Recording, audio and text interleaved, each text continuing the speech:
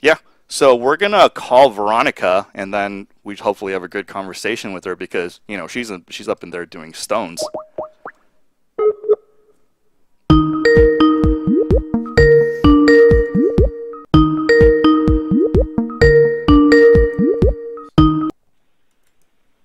Hello? Can you hear me? I can barely. Is this the no? Yeah. I live in a It's cement dome in Silicon Valley, and I don't this. get any reception. No. It was on our end. This is the one and only Veronica, Angry Pollock from Stones. My political term is Stones is at its best when Veronica's in the booth.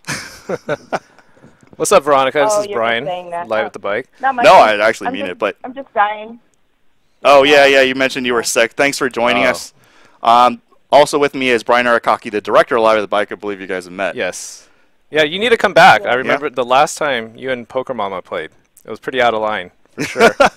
So shout out to Poker Mama, shout out to Jake. I don't know if you were listening earlier, but we shouted out Stones, and Stones being a fellow like live poker stream, we wanted to get like your input on just like how it is, what difficulties you have, what are your high points, and stuff like that. Yeah, I want to shout out to Rick and Barstow also, because if we're on the Rick and Barstow train. Oh, yeah. Yeah.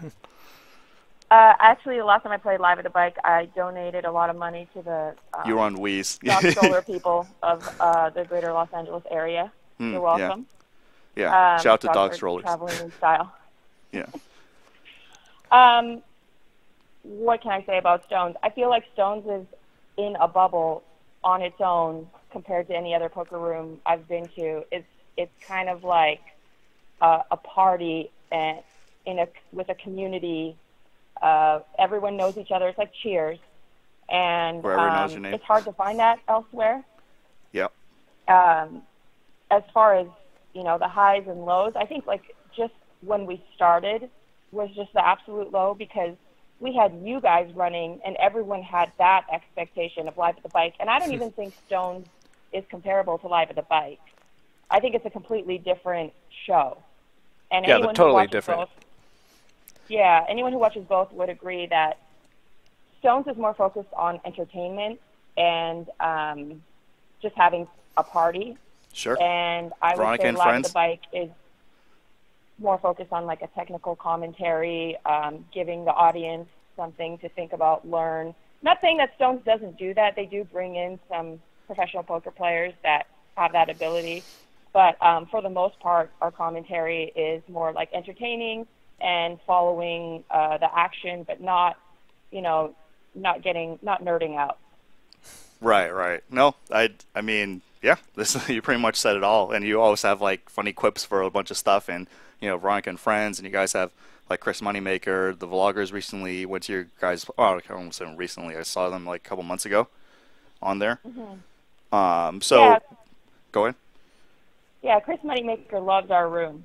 I mean, when you go there, it's just a different place. It's just a very unique situation. I can't pinpoint. I think it's like a multiple of variables that make it so unique. But it's just a welcoming atmosphere. It's like a lot, I hate saying this, but a lot less nit at Stones. Less nits? Whoa! I'm just That's kidding. good. Go ahead, go I ahead, mean, go ahead. I that's a don't good think- I selling don't think point. Live at the Bike- That's a good selling point, for sure. Yeah.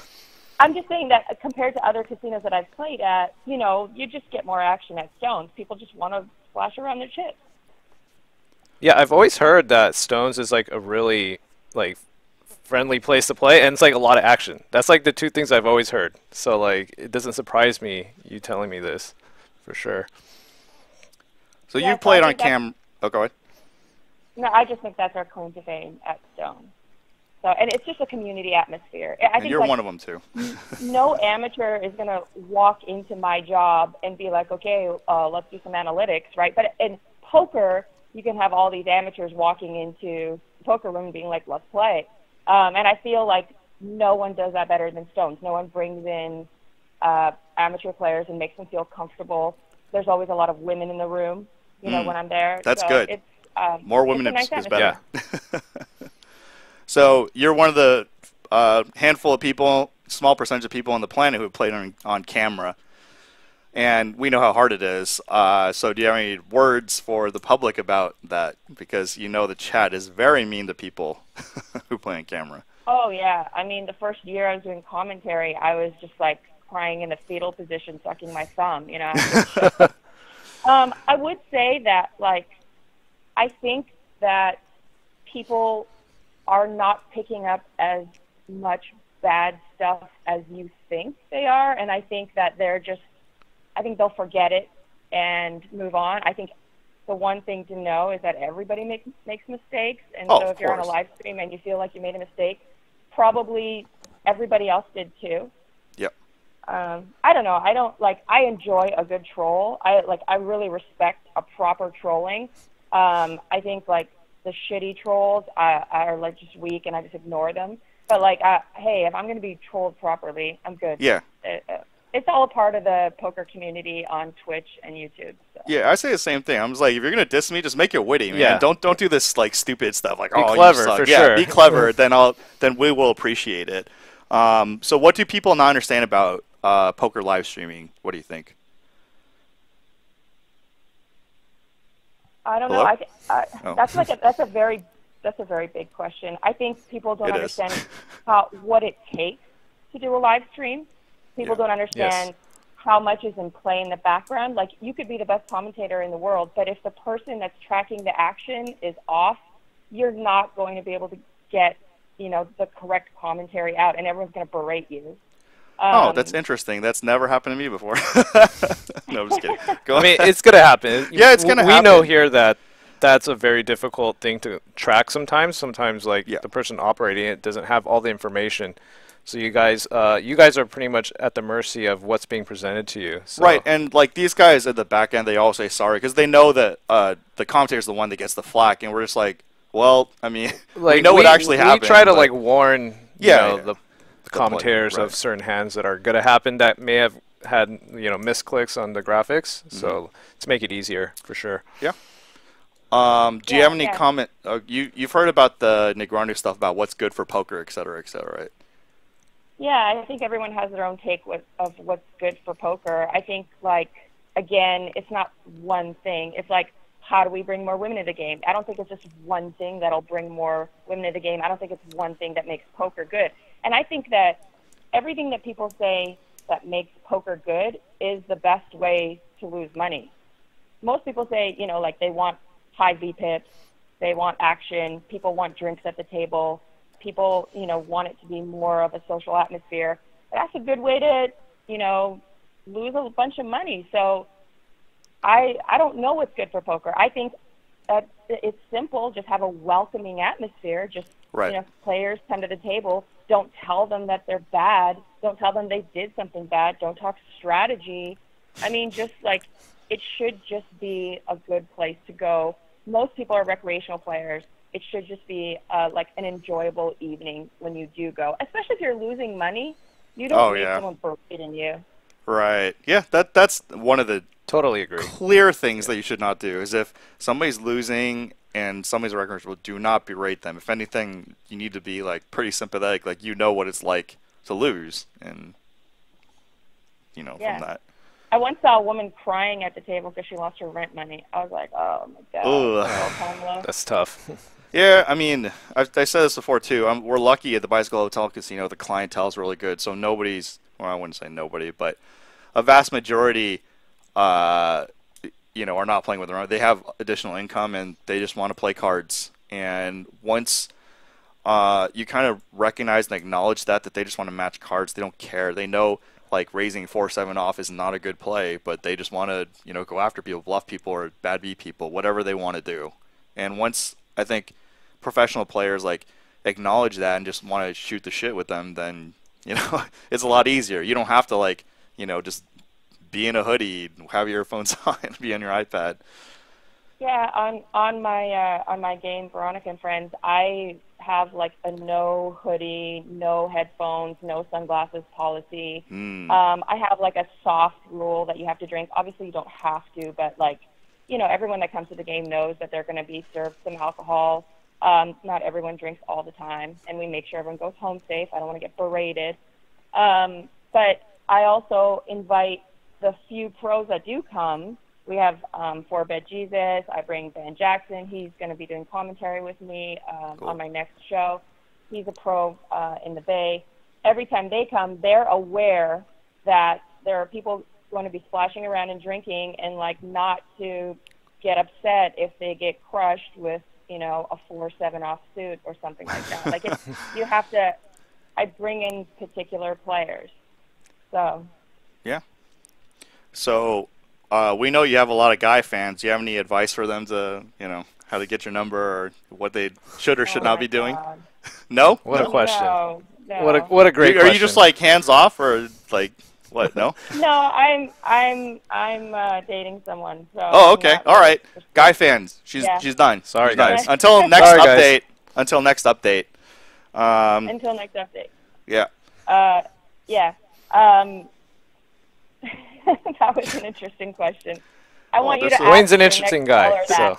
that. There's a lot of thirsty guys out there, and they need to obey Yeah. their thirst. So we just want to give them some advice on how I to do quench have it to a little say bit. that although like people think that men are very pervy and sliding into our DMs, I have to say that like most men are pretty respectful.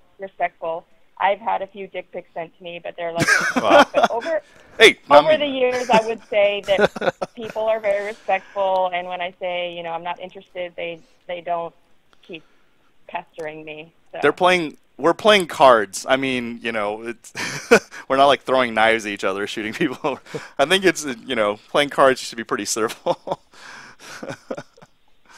Yeah, but you know, with women though, if you want to talk about women, for some reason there's not that many of us playing poker versus men, even though we're half the population. But poker Twitter is dominated, and the best poker Twitters are women, like Poker Sasha. Oh yeah, Jamie love Poker Kerstetter, Sasha. Kitty, Jennifer Tilly. I flopped quad. Shout out to Maria Ho. You know, all these Twitter phenoms are women.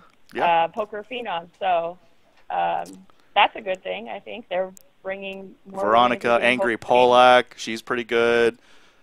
Yeah, Angry_Polak. She's amazing. Follow her on Twitter. So yeah, if anything, we've got social media under wraps. Right. So you guys are on it. Like, so Wayne, while I've got you, when are you coming down to play Veronica and Friends? Bart Hansen's come down. Dave Tuckman's come down. I think almost like a lot I've of the told you commentary. that I need to. I hate making this excuse, but it's the 100% honest truth. I have so many things going on. I need to wrap them up here, but I swear once it's all done, I'm definitely going up to NorCal. All right. To play on I'll Stones. put you in my game. I promise. Okay, I'm definitely there. You have any shout-outs for your crew? Me? Yeah. Just shout out to I don't know, just shout out to Stones. I miss Stones. I moved up to San Jose and I really miss Stones. So I've missed Sacramento. I think it's just a great city that no one knows about. Santana Row not doing it for you? San Jose is good, but a little snobby. They're going to be mad at me. Everyone in San Jose is going to hate me now. But like, it's a little more busy. It's a little more like fast and congested, and you know, Sacramento is like a little more blue collar. People are talkative and open. I like Sac downtown, so I just kind of miss Sacramento. But you know, not to say that San Jose isn't great. Like, my job is great down here. I've really enjoyed the friends I've made out here. So more Veronica and more friends. Yeah, Veronica and Friends is lit as fuck lately. Just crazy. I think we had like 40,000 on the table last time, or under 50. It's just crazy.